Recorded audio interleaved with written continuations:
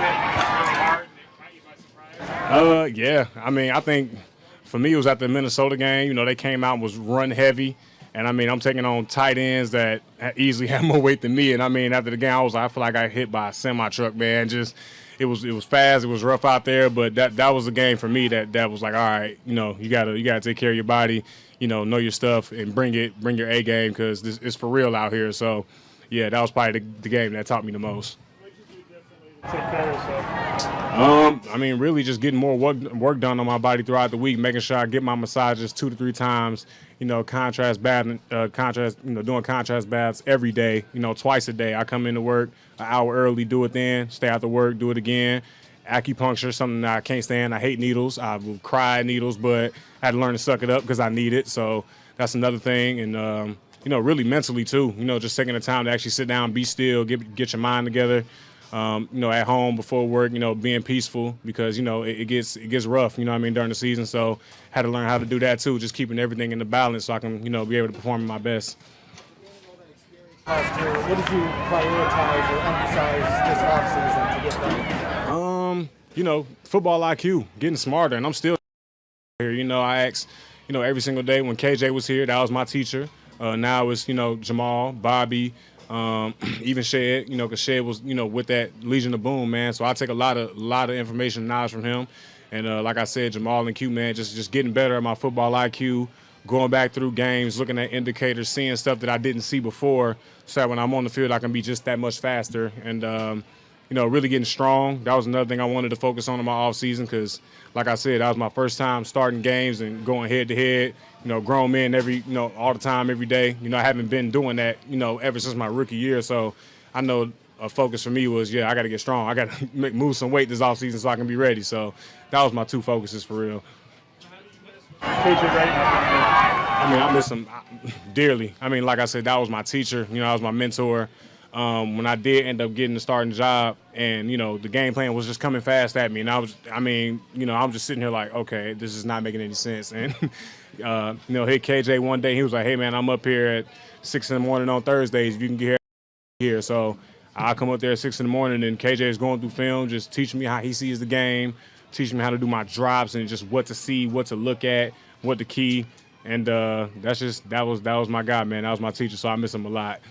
What have you learned from Shed as he's been your coach? I mean, everything, man. Shed didn't play corner. He played safety. And most importantly, he was, you know, like I said, part of that group. You know what I mean? So just really learning the foundation of building chemistry. I think that's one thing I get from him because I ask him all the time, like, what was you guys' room like? Like, what was that magic like, you know, with that whole LOB thing? And we talk about it all the time. It was their team, you know what I mean? They didn't wait on coaches to tell them what to do. It was from the inside out. And Bobby and KJ said the same thing. So hearing it from another point of view, another perspective, that's what I get from Shed, just how to build that foundation and the chemistry in our room. Hey, Ryan, what do you think makes Jamal Adams great? Everything. I mean, look at him. I mean, the dude, I mean, loves the game. You can tell he loves the game, the intensity at practice, the energy at practice. And then when he's on the field, it's just, you feel it. He brings that fire to it. And, I mean, when teams step out there, they have to know where 33 is. If they don't, then they're messing up big time. So, I mean, the speed that he brings, even in the box, I mean, faster than anybody, him getting off the ball, off the edge, is, to me, that's all amazing. You know what I mean? And I sit there and I ask him, like, how are you doing that? Like, what are you looking at? How do you know? Like, just knowing stuff before everybody else does. And even when on the field, like, you'll see him talking, like, before the play, just yelling and pointing and yelling and pointing. No matter what the situation is, he's always yelling and pointing at somebody. So, I mean, he brings it all. I mean, really, in my opinion, the dude he's a baller for sure. Do you think the plan is to get you on the field, even in situations where you're not replacing an injured guy, just to get you on the field? Well, shoot, my plan is always be available whenever, however, you know what I mean, whenever I'm needed, wherever I need it. I don't really care, you know what I mean, as long as I get my chance to, you know, prove to the organization, prove to my brothers, you know, I am who I am. I make plays, I run around, I make things happen, and I play fast, whether it be on defense, whether it be in dime, whether it be on kickoff, punt, special teams, I don't care where. When 26 on the field, you should have your antennas up because he knows how to get to the ball. So that's just how I always looked at it. You came in late on draft. I'm sure you realized that would be part of what you have to do when you Oh yeah, and I'm grateful for it because I mean it was a point in time where I wish I was on special teams. I just want to be a part of the team. You know, being on practice squad, and I know a lot of guys will attest to this. You know, you're on the game, you're there on game day. You know, you're on the sideline, but whether they win, lose, or draw, you don't necessarily feel a part of it, even though you're in the preparation, you're giving it looks, but just being out there when war's going on, you want to be in that mix too. Like, I want to come off the field, blood on my jersey too. I want to feel tired. I want to feel sore. And that was just the one thing I was always hungry for, so it never mattered to me. What does it show you when you see a player like Nick He's only a year left. He's over a decade in the league, and pretty much because of what he does in special teams. I have all respect for guys like that, and I've known guys like that all my life. Chris Maragos was one. He was here, but I met him when I was in Philly. Ballore was another, but Justin Bethel, I played with him. I mean, they like this. When you have a role and you're the best at it, you're respected for it. And those guys I have a ton of respect for. They figured out how to get in this game and stay in this game. They made themselves valuable. And I mean, you see him now. He's taking reps everywhere. I mean, Ballore is used everywhere. And I mean, he made the Pro Bowl last year. He's still making noise. So special teams is just not that time when you walk away from the TV. You should pay attention because there's guys out there making plays. So I mean, I look at special teams. That's another part of the game. You know, you can control the part of the game. You can change the momentum. You can turn it up. Anything can go on special teams. So I look forward to it at all times. Sharpie comment. Oh, Diggs. I'm gonna smack him in meetings. I don't. The dude play too much, man. Who would you say are your funniest teammates? Funniest teammates. Quandre #1 because I sit next to him in meetings. Let me see. Surprisingly, I don't think nobody said Bobby yet. Bobby's pretty funny. Ballore, funny. Who else, man? That's 3. 4. Ugo. Funniest teammate. Somebody on offense. Freddie Swain for sure. Yeah, them the funniest people I know. You think you got to be involved with do you agree with that? What do you think you Well, when I think of that's a true statement because I mean I'm standing next to Cody Barton who's off in the head. Nick Ballore is off in the head. I mean every great special teams person is off in the head because I mean it's the only part of the game for real. Where you have the least amount of assignments and it's, okay, go run and hit the first thing you see moving. So literally you have to kind of be jacked up on special teams. I mean, that's just the way it is, It's you get one shot, you know what I mean? Like kickoff punt, you get one shot to even make a tackle. So it's like all 11 of those dudes are going nuts. Like it's like, okay, I'm going to be the first one down there. I got to be the first one down there. I got to make the tackle. So you're just going to see a bunch of dudes just hair on fire looking to run through anything. So, yeah, you kind of got to be a little crazy to be on special teams. Well, then, by the time he caught the pig in practice, I mean, thank you, he caught it, man. Turnover Thursday, that's the way to finish, man. It's not about how you start. It's about how you finish. And, they had some drives on us. They made some plays, but at the end of the day, we made one, and it went the other way. So, shout out to Ugo, man, finally getting his hands on it and catching it. Are those off-white cleats? Huh? No. I'm not spending that much money on the off. Heck no. All right, everybody. Thank you. You guys, man. Appreciate it.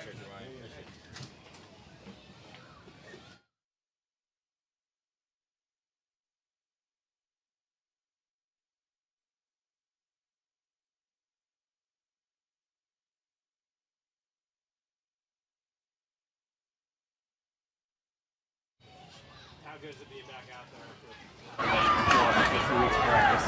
It feels great. It feels great to be a part of the team again. Actually going out there, going to war on a daily basis with my teammates.